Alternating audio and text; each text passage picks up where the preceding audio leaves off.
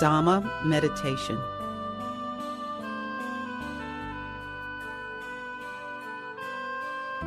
There is no such thing as a secret.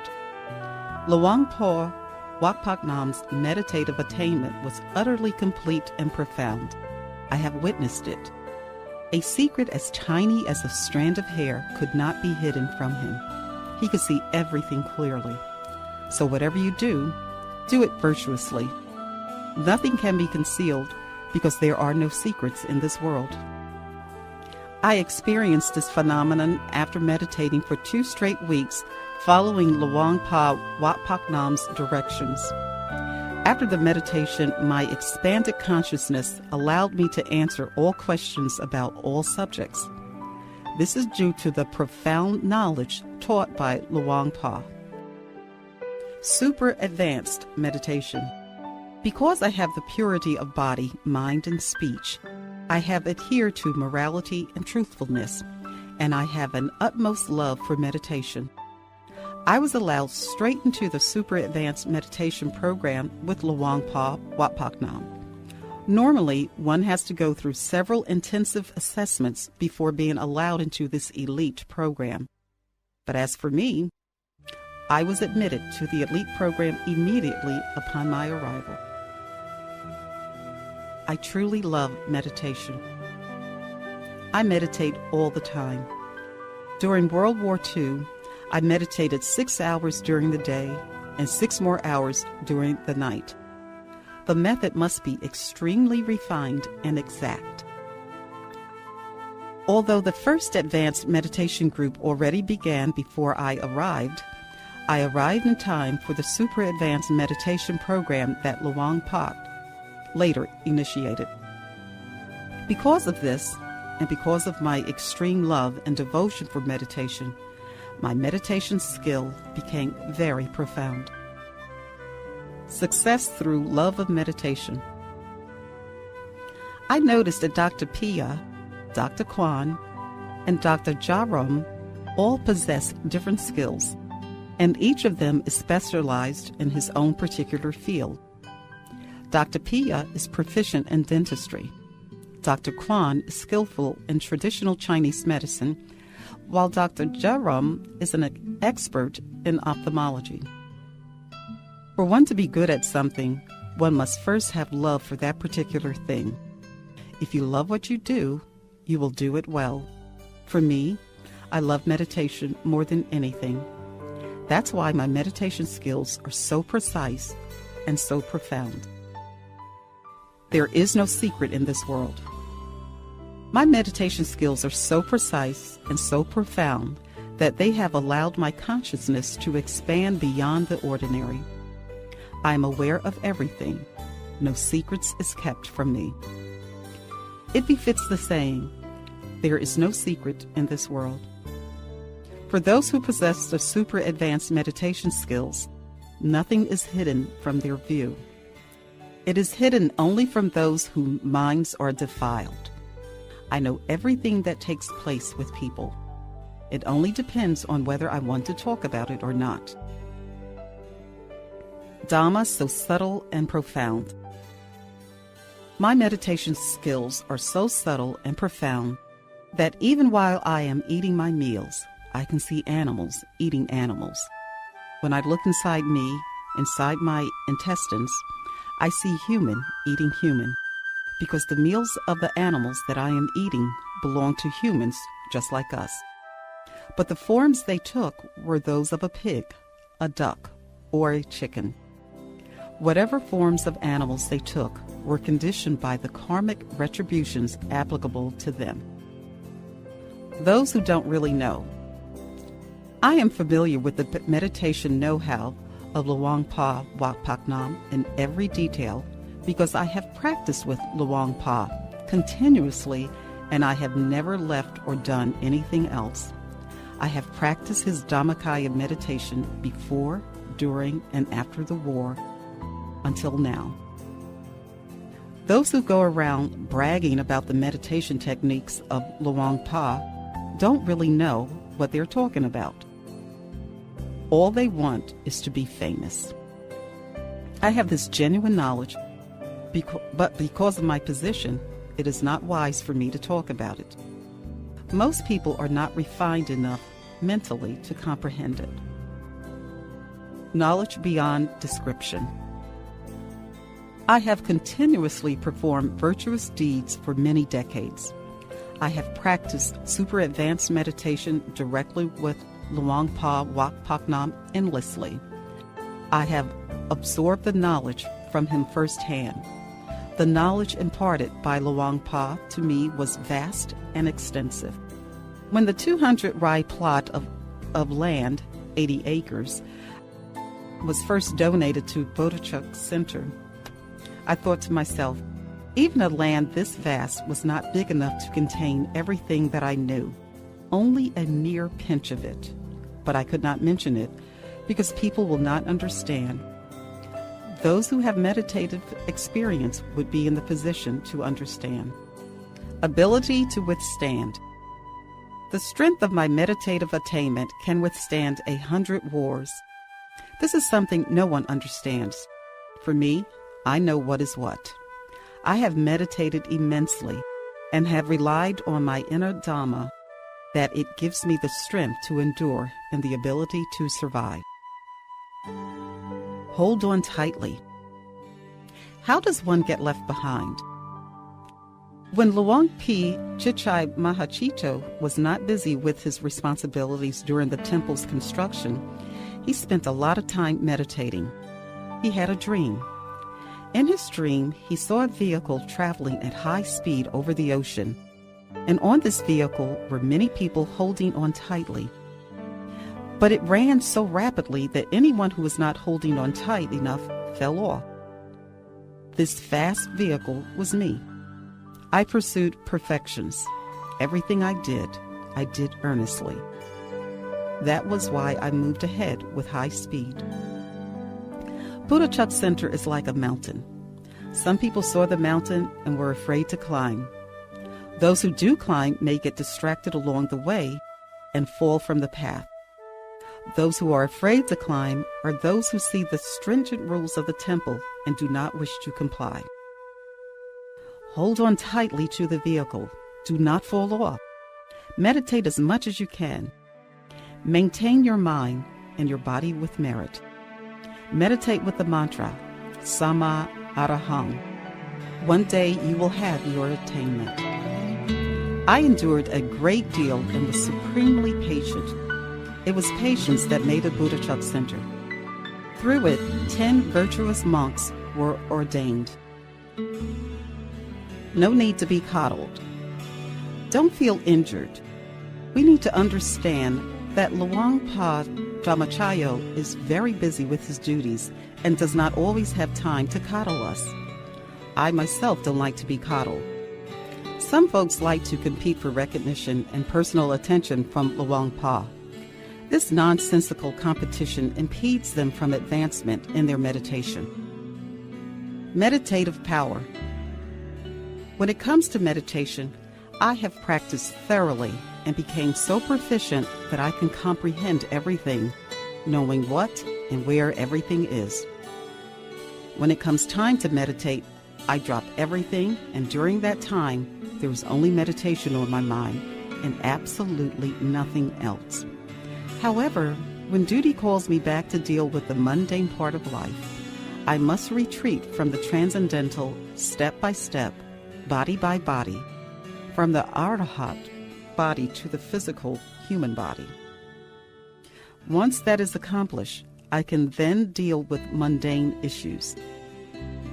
When my worldly affairs are dealt with, I then return once again to my meditation and leave all earthly problems behind.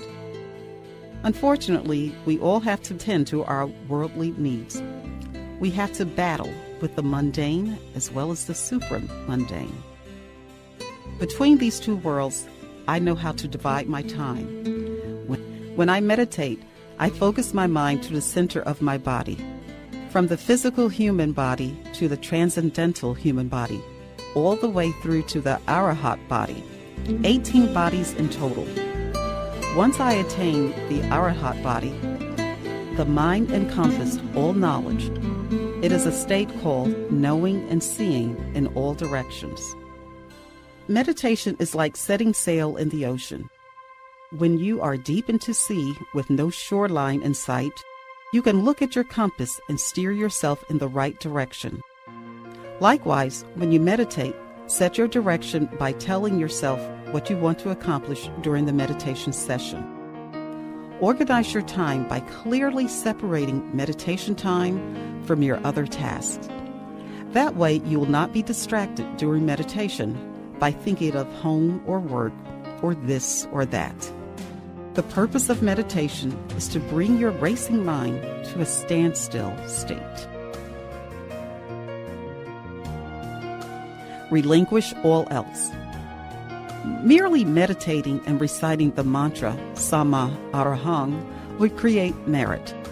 It's not easy to attain Dhammakaya when the mind wants to dart here and there around the entire world. We have to rein the mind back to the center of our body, 2 fingers breadth above the navel. Then relinquish everything else.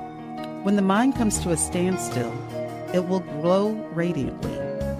Keep the mind steady and think of the bright Buddha image at the center of the body.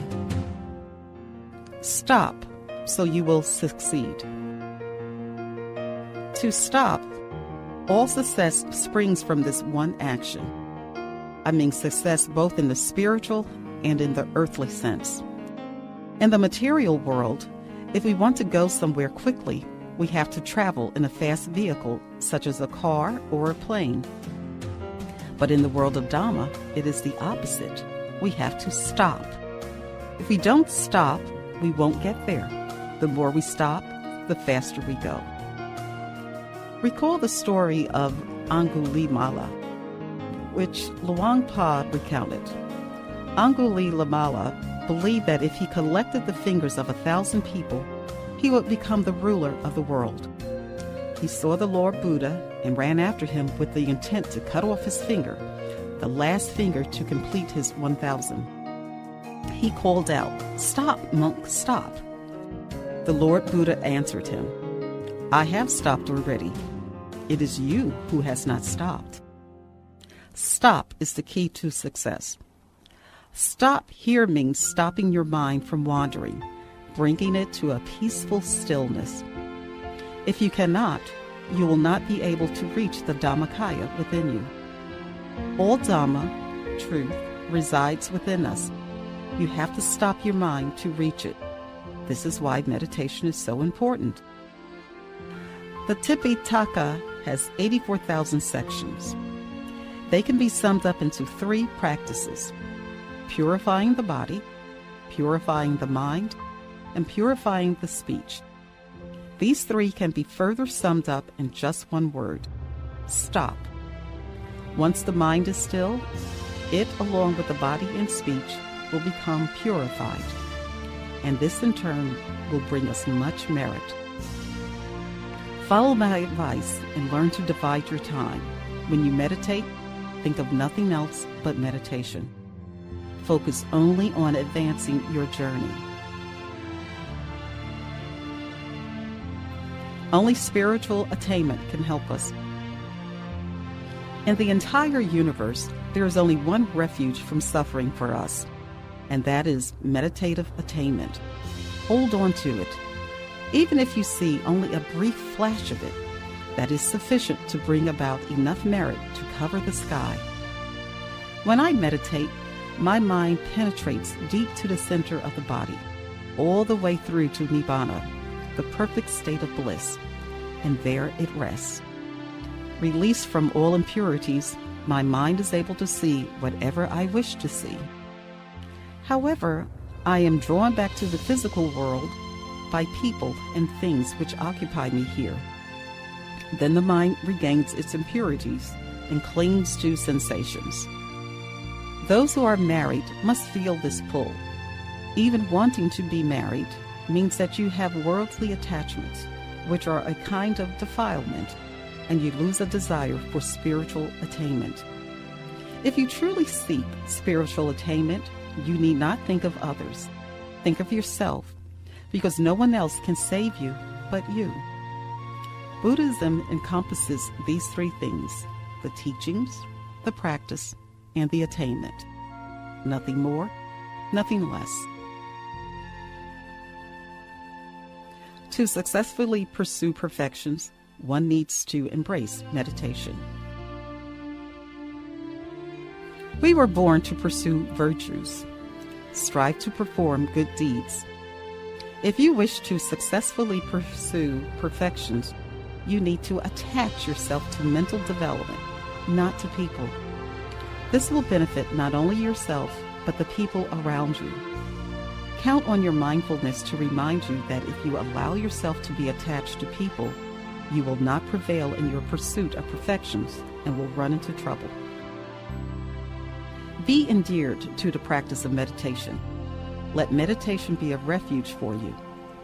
You will be able to overcome false views and earn new merit that stays with you every day. Remember this and take it to practice. I am an old woman and only getting older. But as long as I am able, I will keep teaching this to you. Heed my advice and you will do well. Like hitting the ground with your fist. Skill in meditation is something you must build from the ground up. Everything starts from the ground up. Houses are built from their foundations, and birds which fly high overhead must take off from the ground.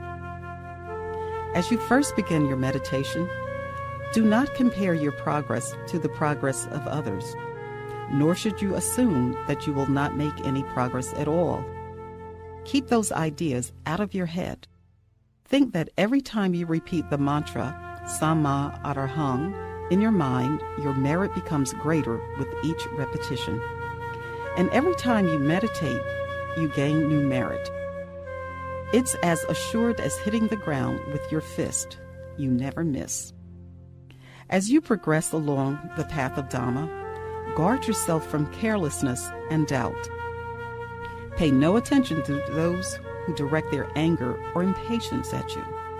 Remember that you are following the path of the Lord Buddha, and that in itself is gratifying. Have no doubt that you will succeed, and indeed, success will come to you.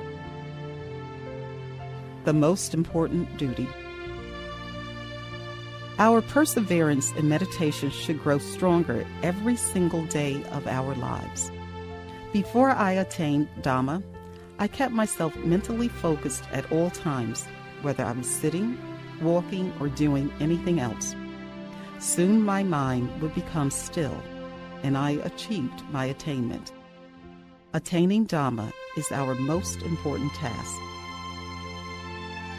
Meditation is essential. The practice of meditation is the most important thing in life, and attaining Dhamma is the ultimate life goal. Even as you walk, drive, or perform other everyday tasks, you need to contemplate on Dhamma at all times. Before I attained Dhamma, I meditated diligently until my mind could leave the physical body, sinking deeper and deeper into meditation until it finally disengaged from my physical surroundings completely and became purified and powerful with knowledge. I was able to progress because I was determined to do so. Meditation is the most important thing in life. If we do not seek true happiness in this lifetime, then we will not find it even in the next life. Resolve to find true happiness in this life. When I was younger, I meditated 6 hours during the day and 6 more hours in the evening.